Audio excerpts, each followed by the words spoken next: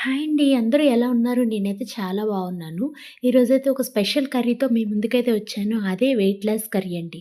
అదేనండి బూడిద గుమ్మడికాయతో నేను కర్రీ అయితే చేయబోతున్నాను.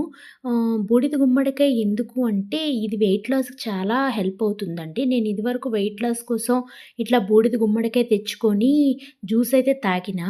బట్ బయట వర్షాలు పడుతున్నాయి కదండీ! సో, అది కొంచెం ఫంగస్ పట్టేస్తుంది పైన. అది ఫ్రిడ్జ్‌లో పెడితే ఇంకా జిగురుగా వచ్చేస్తదనమాట. సో, దాన్ని అర్జెంట్‌గా ఎలాగైనా తగ్గించాలని చెప్పి బూడిద గుమ్మడికాయతో ఫ్రై అయితే చేస్తున్నాను. సో, ఇది జ్యూస్‌గానే కాకుండా ఇట్లా కర్రీలా కూడా మనం తీసుకోవచ్చు. ఇది జస్ట్ లైక్ ఆనపకాయలాగా టేస్ట్ ఉంటుంది. బట్ ఆనపకాయ కన్నా కూడా ఈ బూడిద గుమ్మడికాయలో ఎక్కువ న్యూట్రియంట్స్ ఇంకా మనకి బాడీకి ఉపయోగపడే హెల్తీ బెనిఫిట్స్ అన్నీ ఉంటాయండి. సో, దీన్ని కూడా సేమ్ ఆనపకాయ కర్రీ లాగానే జస్ట్ ఫస్ట్ ఆయిల్ వేసుకొని తర్వాత వెల్లుల్లి, ఎండుమిర్చి, పోపు దినుసులు కొంచెం వేసుకోవాలి.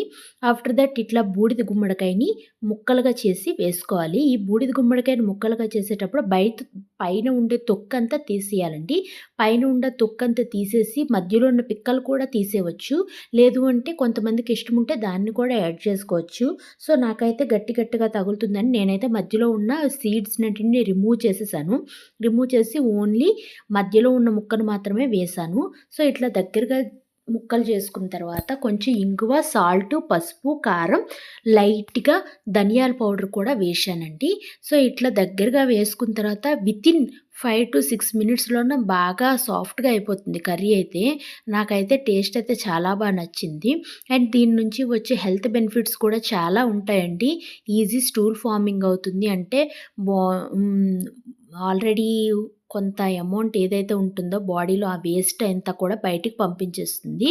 అండ్ దీనివల్ల ఈజీగా వెయిట్ లాస్ కూడా అవ్వొచ్చండి. మీరెవరైనా ఖచ్చితంగా ట్రై చేసుంటే let me know in the comment box. Thank you. Thank you for watching. So, finally ఇది లుక్.